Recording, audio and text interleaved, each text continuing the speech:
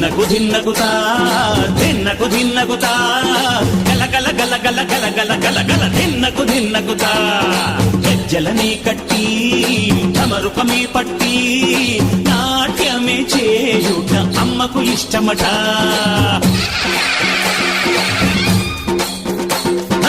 ఊరే ఊగేల ఇయ్యాలి హారతి కాయలు కొట్టి ఫలములు పెట్టి పాదాలు తాకితే అడిగిన వరములు ఇచ్చును తల్లే.